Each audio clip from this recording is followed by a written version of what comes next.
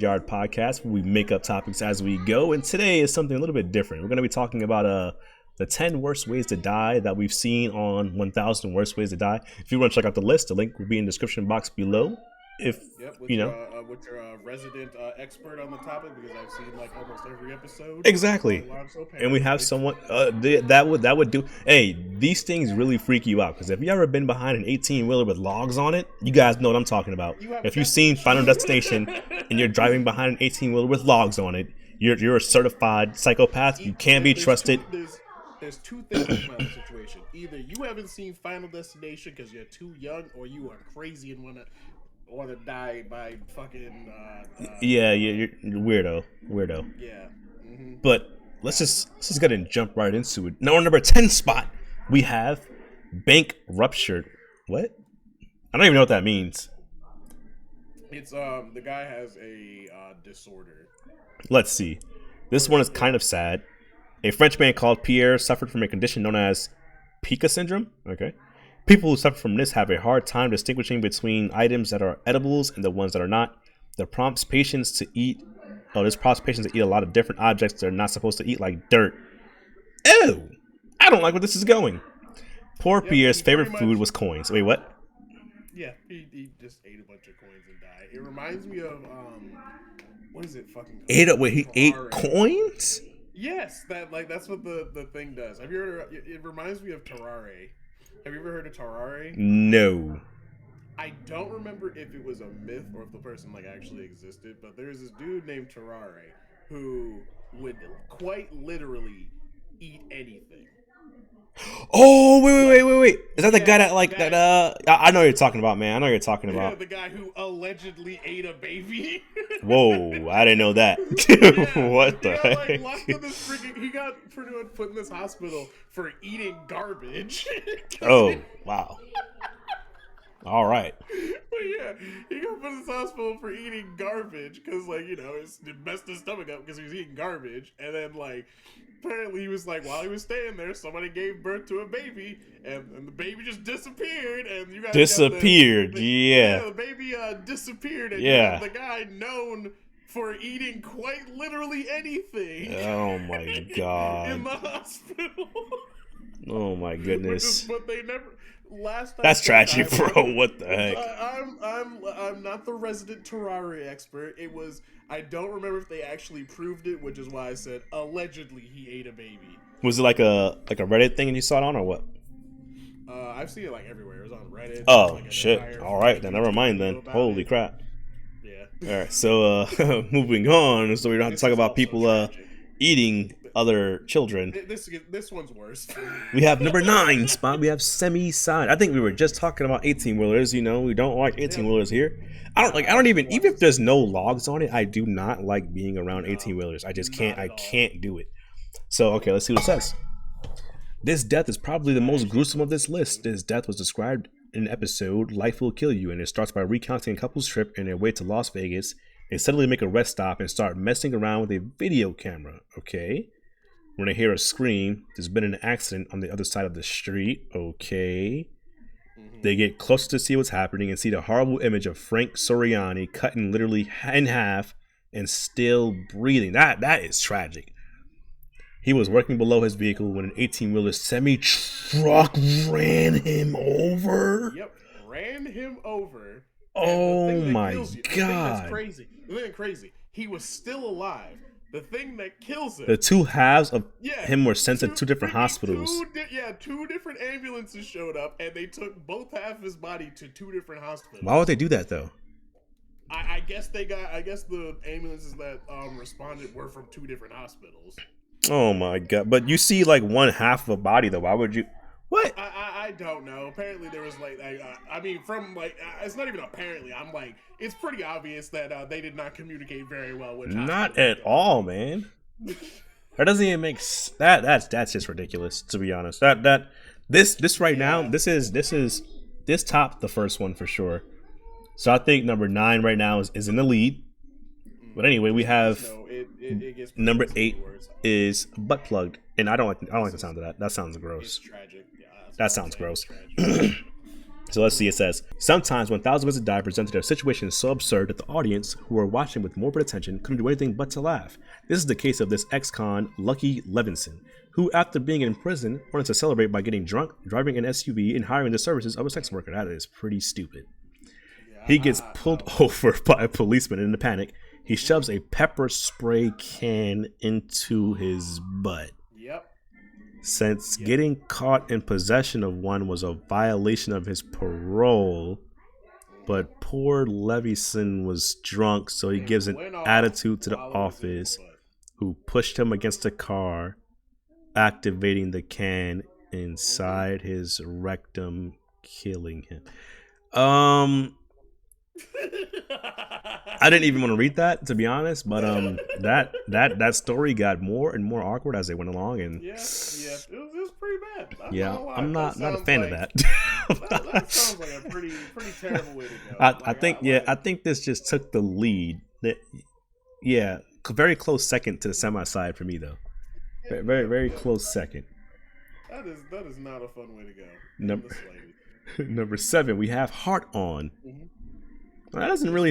That sounds bad, but let's see. It's not. He of course he dies. But it's just like, it's one of those ones where you read where you're like, I don't know what you thought was going down. Well, let's see. Once in a while, the show will depict the death of people who like to engage in different sexual practices. Okay, in Heart On, for example, the program portrays the death of Lucas. What? A mentally ill young man who connects the heart of a cow to a car battery and uses to get himself bro. Yeah. What are we doing here?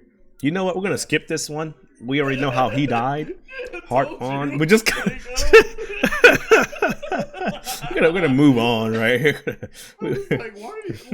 I saw that when I saw the episode. I was just like, what are you doing? Yeah, we're gonna pretend we didn't see that one, to be honest.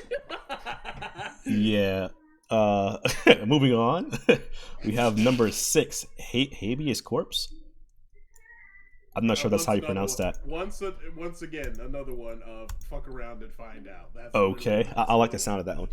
The story is probably the most known for audiences and non-audiences alike. It is actually based on the case Gary Hoy, a lawyer who wanted to demonstrate the stiffness of his office window's glass by jumping straight into it. The window unexpectedly shatters, allowing Hoy to fall to his death.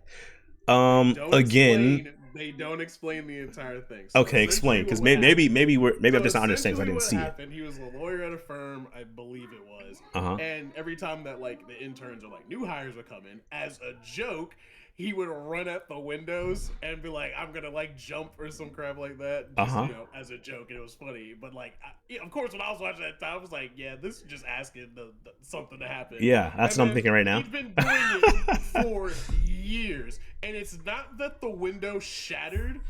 The window, because they were shatterproof for this exact reason. They were shatterproof. The window did not break. It popped out of the frame. That's even worse. Yeah, it literally popped out the frame, and he fell, I believe, 15 stories to his death. Oh yeah. If you're 15 stories up, you're just a goner. So this one, I still wouldn't put this one in the first position, because this is just stupidity, in my opinion. Like me personally, even if it's a joke, I'm not running at a window if I'm 15 stories up. Absolutely I don't care how shatterproof they claim the thing is. I'm not doing it. Like, it's shatterproof, but like, I don't care if it's shatterproof. I'm not. Yeah, like it's shatterproof. I'm not doing it. That's too high up for me, bro, to even make the joke. I already don't like heights, but like it was just like one of those things where it's like, yeah, it was shatterproof, and then it's like out the window. It's like, he probably only felt 5 seconds of fear though, because he definitely splatted most likely. Yeah. That dude's probably a goner on impact. Probably not. Yeah. Oh yeah, definitely. All right. So without a doubt. Yeah. So number 5, we have Retired. Okay. Retired. That sounds all right. Cool. 1,000 Ways to Die could be an argument for chastity sometimes. Many deaths are depicted as a result of people wanting to engage in some. Oh my God! Again. The segment Retired is one example of this, probably because of the speed of the process of dying showed in this. Wait, what? It tells a story of Phil Hard, a tire shop worker who was shown to love prawn magazines. This love became his demise when inflating a client's car tire. He gets distracted by the magazine he's reading. The tire gets inflated until it cannot resist anymore and explodes, sending high-velocity shrapnel from the tire rim into his head. Are we not going to talk about the irony of the dude's name being Phil Hard and he died reading prawn? Yeah, okay. That is a thing. And also, this is a very effed up way to go. I think this might be, wow, this might be first or second right now. Now I'm conflicted because this is, bro, like you exploded a tire and the rim just took you out. Like that's, damn. Yeah, the next one ain't much better. Let's see. Let's keep going. Once again, I saw this episode. Yeah, let's keep going so the video's not super long. Kildo. Another one of, oh my god. Another one of nature and disturbing at the same time. Probably one of his less clever titles. It tells a story of a so-called nymphomaniac who dies because of masturbating with a cat. Oh. Bro, what? I don't know why. But like that just sounds like a bad idea. Yo. What? Hold on. Was this? I don't even got them parts, and I'm just like, yep, that doesn't sound like a good idea. Oh my god. Jennifer, as the woman it's called in the segment, couldn't stop thinking about a shop worker she met. When she unpacked her groceries at home, she decided to use the carrot as a pep toy. It's explained by the experts on the episode that she ruptured a vein inside her brain, causing a bubble to enter her circulatory system. When the bubble got to her heart, it ended her life. That is such a... Oh shit, that's the one I was talking about. Yo, out of all of the things you could have possibly used, you chose a carrot. Yo, like there are so many other things. Bro. Like you tell me you went to the grocery store and you didn't buy a cucumber. Yo, there's so many things you can use. So like there's just too many possibilities. And you said, you know what? I'm gonna use a carrot. Like what? That sounds like an awful idea. Jennifer, I'm sorry. I bet you used the skinny end too. I don't know what she used, man. Jennifer, I'm sorry to hear you a carrot took your life. I'm sorry. I'm not sorry. You were dumb. That was your own fault. That was pretty dumb. Jake and Baked. I just talked about this. I literally just talked about this. Okay, let's see what it is. Jake and Bake. Jake Bassett was a metal worker who had a disorder known as as narcolepsy, making fall asleep anywhere. The show used this premise to depict Jake sleeping at work and in the bathroom as light humor before the horrific ending. Jake, being a well-regarded worker, went to a curing oven to leave some materials. Soon his narcolepsy kicked in, so he badly decides to take a nap inside. I don't think he decided to take a nap inside the oven. Where unnoticed, he is locked in and cooked. At least this one isn't so bad. Since the experts in the segment assured the audience Jake didn't suffer because of being knocked out by the fuming gas. Okay, that's cool at least, right? He got knocked out, probably didn't feel it. He pretty much died in his sleep, but it's like one of those things. Like I feel like it's one of those situations where everybody at the company knows you have narcolepsy. Yeah, I wouldn't send it to any machine, bro. It's not that sending him to a machine. I feel like it's a matter of like you would think there would be something in like a system in place to be like, yo, make sure he's not in there sleeping. Yeah, or I just personally, I wouldn't make him go over it or handle anything that could, potentially he'll fall asleep by and get hurt. And that's just, that is a little bit weird to me. I'm not sending this dude anywhere near anything. He can stay in the office and let somebody else do it. And then there's like another question that comes up. Like, can you sue the company over something like I hope so. Because technically this is hurt on the job, which, that's dead on the job. Literally died on the job. Yeah, that's dead on the job, dude. Like, the thing, I just don't understand. Like, I'm not, if I have someone, let's say I had a business, and had someone who had narcolepsy, and I had heavy machinery or anything, he's not going anywhere near any of that. Like, he's not operating anything. Only thing he's doing, his job is to sit at the desk. Do all of your work at the desk. You gotta go to the bathroom, go to the bathroom. You wanna drink some water, go drink some water. Get some food, go get some food. You're not going anywhere near anything dangerous. Not here. No, sir. You want to operate it? Go buy one on your own. You ain't operating it in here. Yep, go buy Ain't one of no your way. own, or get something to get that narcolepsy under control. Yeah, nah, it ain't happening, man. That's crazy though. R.I.P. Jake.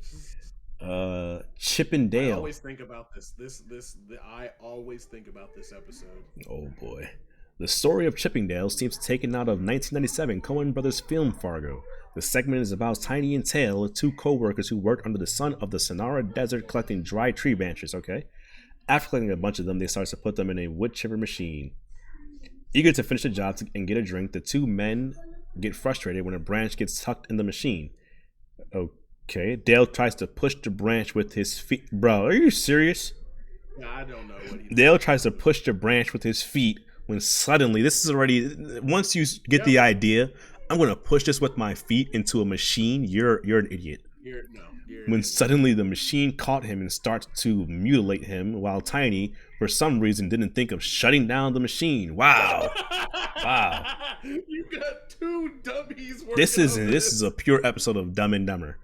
That's literally an episode of Dumb and Dumber, dude. You didn't turn the machine off. Not only do you have this dude jumping and trying to push this thing in here, the other guy's just standing there. Watch you get sucked into the I don't know, bro. I don't know what to do, man. I'm lost. I'm confused. Turn it off. So stupid, man. Okay. Number one spot, we have Tanked Girl. This is probably the worst one. Oh, let's see. Oh, I'm excited now. Well, not really, but Explosion by Decompression. Okay, that started off on 10 already in the first 3 words. Is a phenomenon that has been recorded throughout the history of diving. The show chooses to tell the story of a diver named Sandy who survived her failing oxygen tank and had to get to the surface in an emergency. Because of this, she got to stay in decompression chamber until her body. This is number one. Unfortunately, someone opens the door by accident and she explodes. Yeah, this is number one. After going from a pressure of 7 atmosphere to 1 atmosphere, Sandy's identity is not confirmed. Wow. But her case is similar to the Byford dolphin decompression accident where 3 divers died and similar. That is tragic. Exactly. Let me explain this if you don't know about it. So there's this thing called decompression system. I think it's also called the bends, where essentially it's a buildup of nitrogen in your lungs, and you essentially have to get rid of it, or it can literally kill you. That's tragic. Yeah, so they'll put them in decompression chambers, and they'll pretty much slowly accumulate them back to the atmosphere up above, so you don't have a bunch of nitrogen in your lungs. And they'll use decompression chambers, and they're extremely pressurized, to simulate you being further down into the water like you were. So, in the situation that somebody accidentally opens it, just practically pops people. Yeah, I wouldn't want to go like that. It's just one of the things. It's like another thing that you don't realize. The one they're talking about with the Byford dolphin incident. Last I checked, they had to clean them up with shovels. That is insane, man. They were literally unrecognizable. Yeah. Which reminds me, this wasn't on 1,000 Ways to Die. There was this other channel on YouTube I used to follow. It was like, it wasn't like scary stories. It's like real life stories where people died. They would explain the stuff that happened. And this was probably one of the worst ones I saw. So, the Formula One racers? Yeah. So, this was way back in the day, bro. They had footage of it and everything. I was like, oh my God. So, essentially what happened, they have this new guy starting on, and he's working for one of the pit crews on the Formula racing things. And some part during the race, some guy's vehicle, it doesn't even catch on fire. It's smoking. And then you come to find out it's the smoke went out after the situation passed. So the guy was just overreacting and caused this entire situation. So of course the new guy being the new guy is like, oh crap, I'm gonna go run and go help him. But I don't know what was going through this dude's head, but he ran across the racetrack. During the race. No way. This dude got hit so hard by this car that the only way they ended up being able to recognize who it was, They did a full lineup of all the employees and had to figure out who was missing. That's insane, man. Like, there's a whole video of it. He got hit by the car so fucking hard his limbs flew off. Wow. Yeah, no. W for caring about people and wanting to help, but come on, bro. I was just like, I remember seeing it, and the thing that's crazy, he killed the freaking driver too. Yeah, come on, man. Because he was holding a fire extinguisher. And whenever he got hit, the fire extinguisher smashes the dude in the freaking face, and it ends up bouncing off his helmet so hard that, bruh, they found the freaking fire extinguisher in the parking lot in somebody's car. That's insane. Like that's W intention, but come on, dude. Yeah. You still gotta think about like what you're trying to do, bro. Your heart was in the right place, but like, maybe do not run across a Formula One racetrack. Yeah, maybe think about how to do this first instead of just reacting. Like, you know, oh, this video's getting kind of long, man. Gonna wrap it up here. So, I don't think we really have to look at the list anymore. We Taint Girl wins. This is easily the worst one, and I would not want to go out like this. But if I did have to pick a way to go, which one would it be? Let's see. Definitely not Chippendale, because you're still alive for that. I might go with Jake and Baked, but let's see. Yeah, hands down. That's probably Jake and Baked. He was literally asleep. I'm not using a freaking carrot. I don't want a tire exploding in my face. I'm not playing a game of jumping out of 15-story windows. Heart on, dude is just a weirdo. I'm sorry. Yeah, you're straight up dummy. 9. He was still alive, and I definitely don't want to be in half. Yeah, no. And bank ruptured. Which one was this again? Okay. Yep. Edibles. Okay. Yeah. I think. Yeah. Definitely Jake and Baked. I'm gonna take Jake and Baked. Yeah. If I had to pick one, it would definitely be Jake and Baked, and the worst one is easily Taint Girl. So yeah, that's pretty much it. And that wraps that up. If you guys enjoyed the episode or whatever we just did, like, comment, subscribe, share it to your grandma, your mom, your uncle, your daddy, your father, your cat, the dogs, and all them other people. Play it on the Gucci toaster. Exactly. Got any words to say to the people? Gabagoo. Gabagoo. All right then. We'll catch you all next time. Peace.